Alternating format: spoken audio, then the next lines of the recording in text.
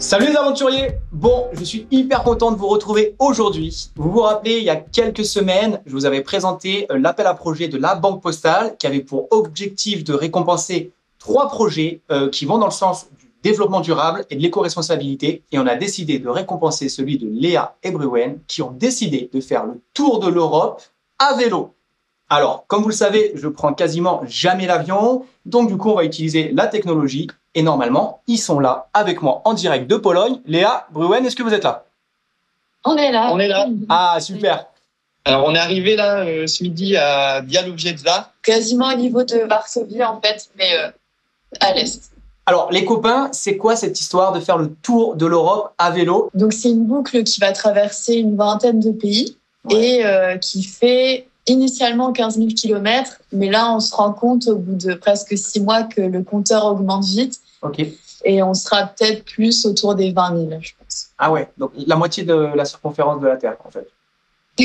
C'est ça. Ouais. Ok. Comme notre formation de base, c'est vidéaste, on avait envie de partager ce voyage, donc partager comment on fait un tour d'Europe à vélo, notre quotidien. On a lancé en fait la chaîne YouTube et tous les réseaux autour de voies recyclables quelques mois avant de partir.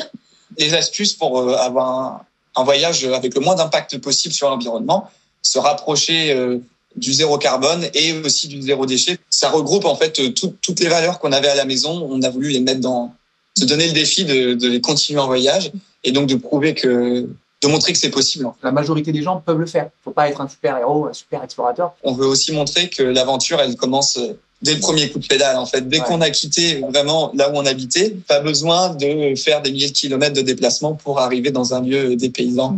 Ça me fait plaisir que vous disiez ça parce que c'est ce que j'essaie de faire aussi au quotidien dans mes stories, montrer aux gens que l'aventure, c'est pas forcément en Thaïlande ou au Costa Rica de l'autre côté de la Terre, ça peut être là à 100 mètres au coin de ta rue. Et vous faites combien de kilomètres par jour à peu près? Il y a une moyenne ou pas? Ou c'est à l'envie? 75 km par jour à peu près. Ouais, quand même. Avec toujours au moins un jour de repos par semaine. On n'est pas du tout des grands sportifs de base. C'est pour ça, je pense que si on peut le faire, tout le monde peut se lancer. Au final, l'entraînement se fait au fur et à mesure du voyage. C'est quoi vos plus beaux souvenirs, vos plus belles surprises, découvertes? Ce qui est marrant, c'est qu'à vélo, on vit tout vraiment très intensément. Donc, en fait, la moindre expérience positive est très positive et les expériences négatives peuvent être vraiment très décourageantes. Mais récemment, super bonne surprise, c'était la Finlande. Le camping sauvage, par exemple, est autorisé partout, même sur le terrain des gens. C'est vraiment la nature appartient à tout le monde. Cet endroit est notre maison pour ce soir. Ouais. Ça, on aime beaucoup ce sentiment. Je sais pas si toi, ça te fait la même chose quand tu voyages. Mais clairement, que ce soit en vélo ou en rando, peu importe, en fait, tu as le choix, tu as le luxe. Où est-ce que tu vas mettre ta fenêtre le matin quand tu vas te réveiller? La vue que tu vas avoir, c'est incroyable. Oui, on a lancé aussi du coup un partenariat avec les écoles d'IFINTIC, donc la ville d'où on est parti, en Bretagne. C'est important aussi de sensibiliser les enfants qui, eux, en parlent à la maison et ça permet de les inspirer aussi. Félicitations pour votre projet, encore une fois. Très content de vous avoir choisi. Si vous passez pas très loin des Alpes, vous me faites un petit coup de téléphone et je viens faire un tour de vélo avec vous.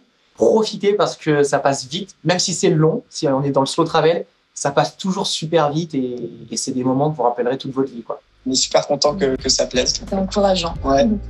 Eh ben, félicitations et puis bon voyage les amis.